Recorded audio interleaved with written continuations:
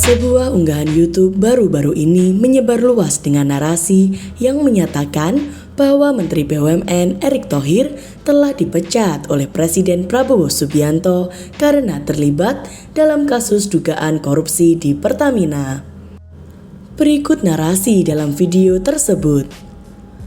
Erick Thohir resmi dicopot Prabowo. KPK dan Kejaksaan tetapkan Erick jadi tersangka korupsi Pertamina. Namun mengutip penelusuran Antara, klaim dalam unggahan video tersebut tidak sesuai dengan fakta yang sebenarnya. Dalam video berdurasi 10 menit itu, tidak ada narasi yang secara resmi menyatakan bahwa Presiden Prabowo telah mencopot Erick Thohir dari jabatannya. Video tersebut sebenarnya lebih fokus pada opini dari pengamat sektor migas Yusri Usman yang mengadvokasi untuk penonaktifan Erick Thohir terkait dugaan korupsi di Pertamina.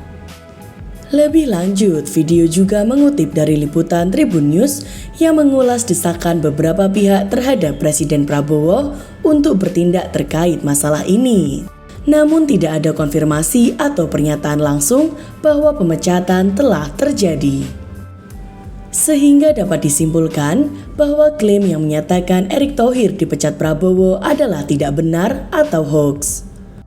Erick Thohir sendiri telah menyampaikan komitmennya untuk menghormati proses hukum dan bekerja sama dengan Kejaksaan Agung dalam upaya memberantas korupsi.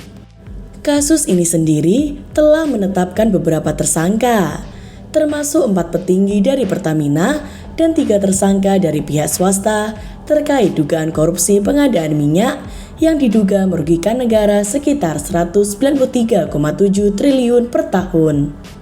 Hingga saat ini, proses hukum terus berlanjut dengan Kejaksaan Agung terus melakukan penyelidikan mendalam terhadap kasus ini. Sementara itu, analis politik Hendry Satrio menyoroti kasus dugaan korupsi di Pertamina yang belakangan ini ramai diperbincangkan publik. Menurutnya, kasus sebesar ini tidak mungkin baru terjadi, melainkan sudah berlangsung sejak lama dan seharusnya tercium oleh pemerintah. Ia juga mengangkat pernyataan ex-direktur utama Pertamina, Karen Agustiawan, yang mengindikasikan bahwa pemerintah termasuk presiden saat itu sudah mengetahui adanya korupsi tersebut. Sehingga menimbulkan pertanyaan lebih lanjut mengenai siapa yang sebenarnya bertanggung jawab. Terkait vonis terhadap Karen Agustiawan, Mahkamah Agung memperberat hukuman penjaranya menjadi 13 tahun. Lebih tinggi dari vonis sebelumnya yang hanya 9 tahun. Ia dinyatakan bersalah dalam kasus dugaan korupsi pengadaan gas alam cair pada 2011 hingga 2014 yang baru ditetapkan tersangka pada 2023. Dalam sidang, Yusuf Kala hadir sebagai saksi meringankan, menyatakan bahwa Karen hanya menjalankan tugas berdasarkan instruksi Presiden untuk memastikan cadangan energi nasional tetap terjaga di atas 30%.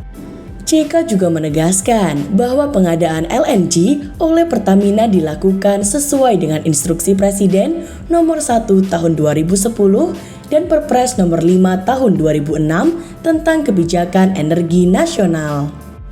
Ia berpendapat bahwa perusahaan seperti Pertamina wajar mengalami kerugian dalam bisnisnya, terutama akibat faktor eksternal seperti pandemi. Jika setiap perusahaan BUMN yang merugi dianggap bersalah, menurut JK, hal itu bisa membuat para eksekutif enggan mengambil resiko dan berinovasi dalam mengelola perusahaan negara.